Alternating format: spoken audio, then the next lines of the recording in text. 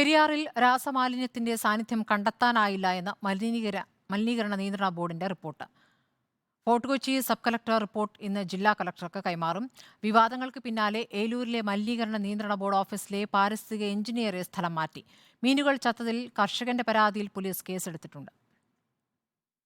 വിവിധ വകുപ്പ് പ്രതിനിധികളെ ഉൾപ്പെടുത്തി സബ് കളക്ടർ കെ മീര നടത്തിയ അന്വേഷണത്തിന്റെ റിപ്പോർട്ട് ഇന്ന് ജില്ലാ കളക്ടർക്ക് സമർപ്പിക്കും. ഓക്സിജന്റെ അളവ് കുറഞ്ഞതാണ് മത്സ്യങ്ങൾ ചത്തുപോകാൻ കാരണമെന്നാണ് മലിനീകരണ നിയന്ത്രണ ബോർഡ് സബ് കളക്ടർക്ക് നൽകിയ റിപ്പോർട്ട്. രാസമാലിന്യത്തിന്റെ സാന്നിധ്യം കണ്ടെത്താനായില്ല. പൊല്യൂഷൻ കൺട്രോൾ ബോർഡ് സെൻട്രൽ ലാബിലെ പരിശോധനാ ഫലത്തിന്റെ അടിസ്ഥാനത്തിലാണ് റിപ്പോർട്ട്. അതിനിടെ ഏലൂരിലെ പാരിസ്ഥിതിക എഞ്ചിനീയർ സജീഷ് ജോയിയെ മലിനീകരണ നിയന്ത്രണ ബോർഡ് സ്ഥലം മാറ്റി. റീജിയണൽ ഓഫീസിലെ സീനിയർ എൻവയോൺമെന്റൽ എഞ്ചിനീയർ എം.എ. ഷിജുവിനെ നിയമിച്ചു. വ്യവസായ മന്ത്രി വിളിച്ച യോഗത്തിൽ ഏലൂരിൽ മുതിർന്ന ഓഫീസറെ നിയമിക്കാൻ തീരുമാനിച്ചിരുന്നു.